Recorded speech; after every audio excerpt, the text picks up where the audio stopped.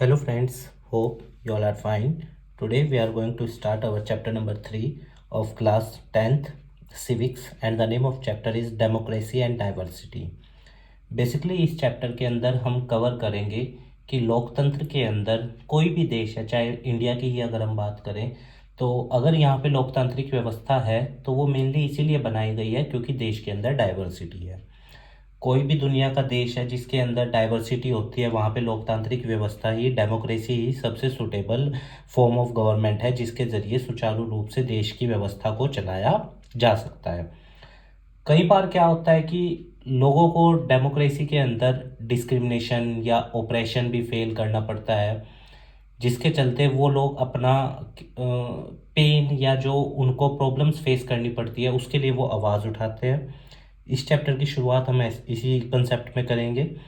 Mexico Olympics 1968 में हुए थे। Tommy Smith and John Carlos raised issue of discrimination against black.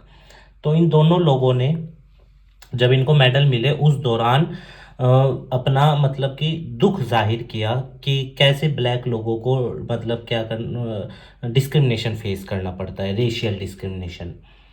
हालांकि अगर मैं आपको इंडियन कॉन्स्टिट्यूशन की बात बताऊं, हमारे यहाँ पे आर्टिकल 15 याद रखिएगा, on the basis of race, caste, gender and place of birth and even religion no one can be discriminated. Article 15 हमारे यहाँ पे है। तो इन दोनों व्यक्तियों ने अपना विरोध जताया कि कैसे ब्लैक्स लोगों को प्रॉब्लम्स फेस करनी पड़ती हैं। While receiving medal they wore black socks and no shoes to show black poverty. तो इन लोगों ने काली जुराबें पहन रखी थी जब इनको मेडल मिले, और कोई जूते नहीं पहन रखे थे ताकि ये जो ब्लैक लोग गरीबी झेल रहे हैं उसको दर्शा सकें। Upraised clenched fist and bowed head, और झुके हुए सर से मतलब सर झुकाकर ये खड़े थे। टू शो ब्लैक पावर, ताकि ये ब्लैक लोगों की ताकत को क्या कर सकें, दिखा सकें। Silver medalist Peter Norman, Australian थे, wore human rights badge to show his support. इन्होंने ह्यूमन राइट मतलब एक मानवाधिकार से जुड़ा हुआ एक बैज कह सकते हैं, बाजू के ऊपर बांधा हुआ था या पहना हुआ कह सकते हैं आप, मानवों के अधिकारों के प्रति अपने समर्थन को दर्शाने के लिए। Their medals were taken back. अब पर क्या हुआ, इन लोगों से इनके मेडल्स वापस ले लिए गए। एंड नॉर्मन, और नॉर्मन पे तो यहां तक की रोक लगाई कि आप अगला ओलंपिक नहीं खेल पाओगे। Social diversity can be taken different form. समाज के अंदर लोगों के बीच में डाइवर्सिटी, सामाजिक डाइवर्सिटी अलग अलग वे में हो सकती है। जैसे भाषा के आधार पे हमने बेल्जियम में देखा फ्रेंच डच, श्रीलंका के अंदर देखा हमने लैंग्वेज के बेस पे सिन्हाला और तमिलियंस, या रिलीजन के बेस पे बौद्ध और जो क्रिश्चियन लोग थे, या यूएसए के अंदर हमने रेशियल देखा, या अफ्रीका के अंदर रेशियल डिस्क्रिमिनेशन या रेशियल जो प्रॉब्लम्स होती। डाइवर्सिटी सोसाइटी के अंदर किसी बेस पे भी हो सकती है, ठीक है, कल्चर के बेस पे भी हो सकती है। ओरिजिन ऑफ सोशल डिफरेंसेस, समाज में लोगों के बीच में अंतर कैसे उत्पन्न होते हैं जन्म से। जैसे for example caste structure, upper caste, lower caste. Caste is ascribed status, birth से ही मिलता है। कई बार डिफरेंसेस चॉइस से भी आ जाते हैं कि एक व्यक्ति अलग चीज़ को चुन रहा है, दूसरा व्यक्ति अलग चीज़ को चुन रहा है, तो दोनों में डिफरेंसेस आ जाएंगे। Social differences versus social division. अब देखो, समाज के अंदर जब लोगों के बीच में डिफरेंशिएशन होता है, डिफरेंसेस होते हैं तो कई बार सोसाइटी क्या होती है, डिवाइड भी हो जाती है अलग अलग ग्रुप्स में, अलग अलग सेक्शन में सोसाइटी के। जब डिफरेंसेस एक्सट्रीम लेवल पे पहुंच जाएं जनरली तब होता है ये। तो social differences, differences in a group of people due to their race, colour के बेस पे डिफरेंसेस हो जाते हैं। हालांकि आर्टिकल 15 ध्यान रखना बैन करता है इस चीज़ को हमारे यहाँ पे। रिलीजन के बेस पे डिफरेंसेस हो जाते हैं लोगों के बीच में। कई बार इफ एक व्यक्ति अपने रिलीजन को सुपीरियर दिखाना चाहता है दूसरे के ऊपर। हालांकि आर्टिकल 25 से 28 we in India all religion have equal status and India is a secular country and secular word is added to the preamble of Indian constitution by 44th constitutional by 42nd constitutional amendment act 1976। Languages के base पे भी differences आ जाते हैं। और अगर मैं Indian constitution की बात करूं, शेड्यूल 8 में 22 भाषाओं को ऑफिशियल भाषा का दर्जा दिया गया है और आर्टिकल 343 के पार्ट 1 में हिंदी को as a official language declare किया गया है, नेशनल लैंग्वेज ही। और कल्चरल बेसिस पे भी सोसाइटी के अंदर डिवीज़न होता है। Social division of society based on differences like religion, language, caste, colour ETC. इस पे जब समाज बट जाए तो डिवीज़न हो जाएगा समाज का, उसी को हम सोशल डिवीज़न बोलते हैं। और ये बेस है जिस पे डिफरेंसेस बनते हैं लोगों के बीच में, अलग अलग समुदायों के बीच में। तो समझ आया सोशल डिवीज़न किस बेस पे होता है और सोशल डिफरेंसेस कैसे किए जाते हैं, इन्हीं बेसिस पे। Overlapping and cross cutting differences. Overlapping differences is a combination of many social differences between same group of people.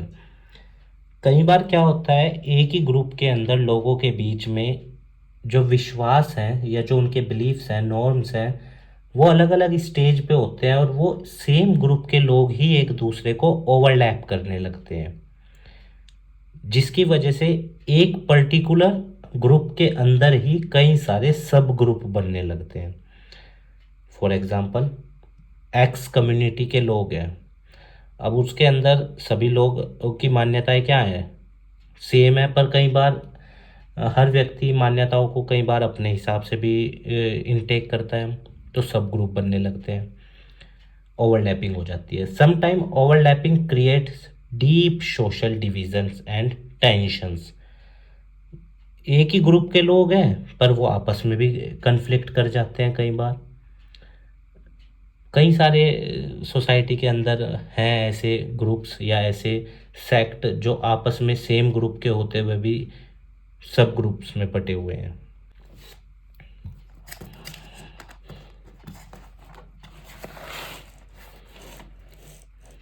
Cross cutting is one in which one social differences is nullified by other. तो cross cutting क्या होता है, जिसमें एक difference को दूसरे difference से cut कर दिया जाता है कि ठीक है, हम में ये अंतर है, आप में ये अंतर है, तो दोनों को मतलब हम दोनों इक्वल लेवल पे हैं, तो ये होता है cross cutting. Northern Ireland and Netherland Northern Ireland and Netherlands. In Northern Ireland, classes and religion overlap with each other over Catholic और प्रोटेस्टेंट का हमने कंसेप्ट पढ़ा ही है। रिच लोग और कैथोलिक पुअर लोगों के बीच में एक दूसरे की जो फीलिंग्स थी या कंसेप्ट ऑफ मान्यताएं थी वो एक दूसरे को ओवरलैप कर रही थी। Politics of social division. अब देखो, जब समाज हिस्सों में बंटता है या समाज के बीच में अलग अलग ग्रुप्स बंट जाते हैं तो फिर उन पे राजनीति भी होती है। जैसे many people believe that politics and social division should not be mixed. बहुत से लोगों का ये मानना है कि भाई जिस बेस पे समाज बटा हुआ है, चाहे वो धर्म, भाषा, किसी भी बेस पे है, उसको कभी भी राजनीति के साथ मिक्स ना किया जाए, क्योंकि जब भी राजनीति में सोशल डिवीज़न आता है तो चीज़ें और कॉम्प्लेक्स होने लगती हैं, फिर वो फैटर्निटी या यूनिटी वाला कंसेप्ट ज़्यादा दिन तक एग्जिस्ट नहीं करता। पास्ट में अगर मैं इंडिया की हिस्ट्री में हम जाएं तो उसमें आपने देखा ही होगा, मुस्लिम लीग, रिलीजियस बेस पे पॉलिटिकल चीज़ें हुई और देश को दो हिस्सों में देश बट गया। Democracy involves competition. लोकतंत्र के अंदर कंपटीशन होता है पॉलिटिकल पार्टीज़ के बीच में, इलेक्शन में खड़े होते हैं, जो जीतता है वो सरकार बनाता है। जैसे हमारे यहाँ पे फर्स्ट पोस्ट पास्ट सिस्टम है, जिसको सबसे ज़्यादा वोट मिलते हैं वो जीतता है। पीआर सिस्टम भी है हमारे यहाँ पे राष्ट्रपति जी के इलेक्शन में, पर जनरली हमारे यहाँ फर्स्ट पोस्ट पास्ट सिस्टम है, जिसको ज़्यादा वोट मिले वो जीत जाएगा।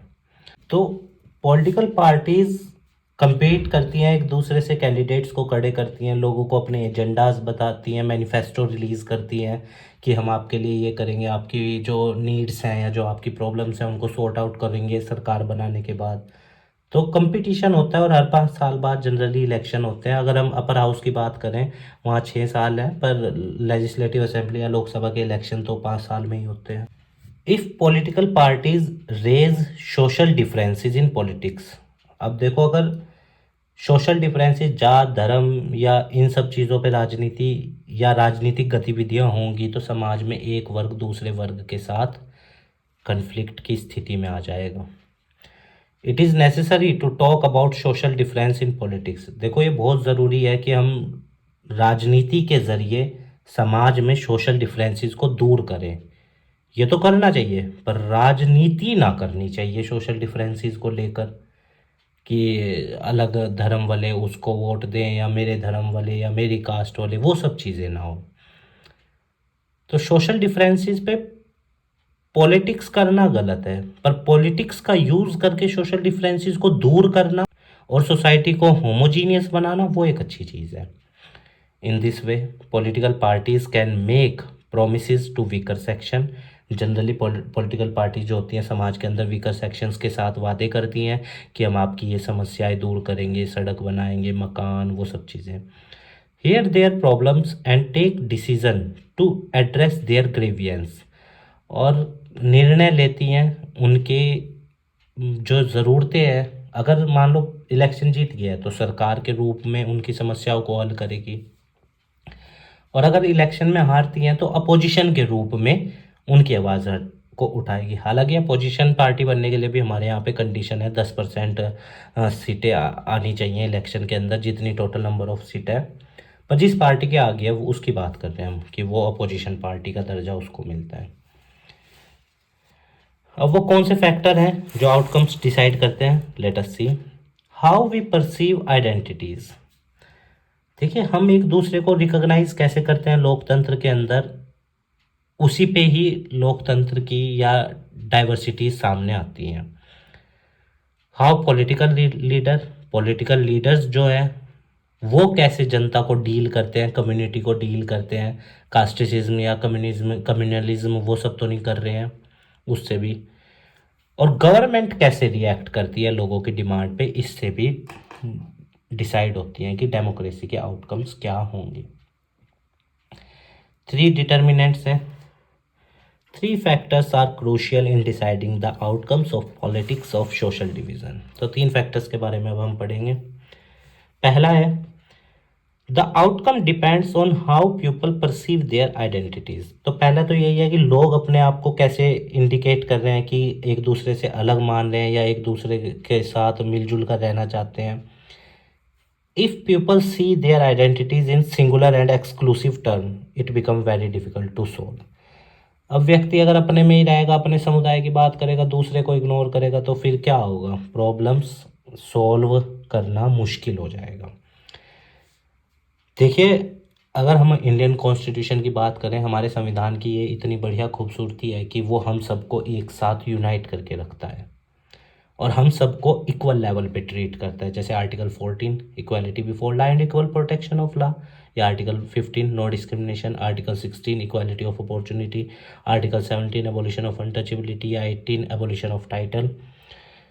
तो ये जितने भी प्रावधान संविधान के अंदर हैं हमारे यहाँ, वो सब इसीलिए किए गए हैं ताकि व्यक्ति कभी भी इंडिविजुअल या सिंगुलर लेवल पे चीज़ों को ना सोचे, एक्सक्लूसिव टर्म में भी ना सोचे, इंक्लूसिव टर्म, कि भले ही वो दूसरा व्यक्ति अलग है but we all are equal and we will work together to make the society better. तो पहला तो ये है। दूसरा है it depends on how political leader raise the demand of any community. दूसरा तो ये है कि भाई नेता कैसे आवाज़ उठाते हैं। अगर वो कम्युनल चीज़ें या रिलीजन का या लैंग्वेज का यूज़ कर रहे हैं तो फिर आप जानते हो सोसाइटी के अंदर कॉम्प्लेक्सिटी आ जाती है।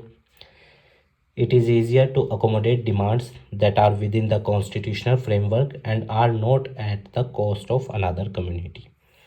बहुत सारी चीज़ें ऐसी हैं कई बार जो कम्युनिटीज़ मांग करती हैं वो कॉन्स्टिट्यूशनल फ्रेमवर्क में नहीं होती, पर जो चीज़ें हैं और जो होमोजीनियस वे में सोसाइटी को आगे ले जा सकती हैं, जनरली पॉलिटिकल इंस्टीट्यूशंस उन डिमांड्स को फुलफिल करने की कोशिश करते हैं। It depends on how the government react to the demand of different group. और ये किस पे डिपेंड करता है कि गवर्नमेंट कैसे रिएक्ट कर रही है अलग अलग ग्रुप के लोगों के प्रति।